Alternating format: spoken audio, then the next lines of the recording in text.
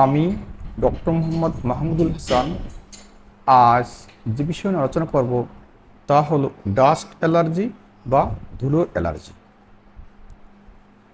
Dust অ্যালার্জির কারণগুলো কী কী, dust অ্যালার্জির লক্ষণগুলো কী কী এবং ডাস্ট অ্যালার্জি হলে তা প্রতিকারের উপায় কী।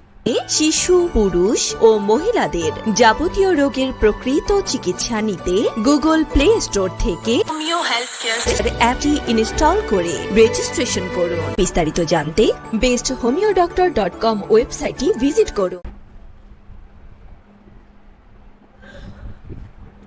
ধুলোর অ্যালার্জি, যাকে ডাস্ট অ্যালার্জিও বলা হয়, এটি একটি সাধারণ অ্যালার্জিক প্রক্রিয়া যা ডাস্ট মাইট নামক ক্ষুদ্র অনুবীক্ষণযোগ্য প্রাণীর প্রতি সংবেদনশীলতার কারণে হয়। এই মাইটগুলি বিছানার চাদর, কার্পেট, পর্দা এবং নরম আসবাবপত্র সহ ঘরের ধুলায় বাস করে। এখন আমরা জানব ডাস্ট অ্যালার্জি বা ধুলার অ্যালার্জির কারণগুলো কী কী। ধুলার অ্যালার্জির প্রধান কারণ হলো ডাস্ট মাইট। ডাস্ট মাইট আর্দ্র এবং উষ্ণ পরিবেশে বৃদ্ধি পায়। ধুলার অ্যালার্জি পারিবারিকভাবে চলতে পারে।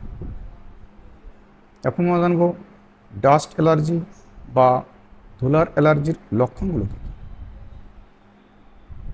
চোখে অ্যালার্জি দেখা যেতে পারে, চোখ লাল হয়ে যেতে পারে, চোখ চুলকানি হতে পারে, চোখ দিয়ে পানি পড়তে পারে, চোখ ফুলে যেতে পারে,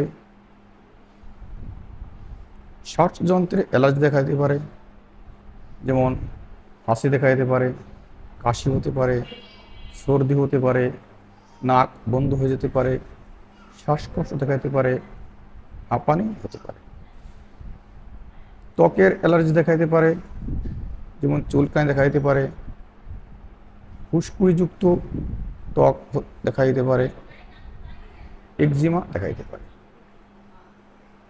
এখন আমরা জানবো ডাস্ট অ্যালার্জি বা ধুলার অ্যালার্জি দেখা দিলে তা প্রতিকারের উপায় কী। নিয়মিত ঘর পরিষ্কার করতে হবে, বিশেষ করে বিছানার চাদর, কার্পেট এবং পর্দা। এছাড়া যদি আপনার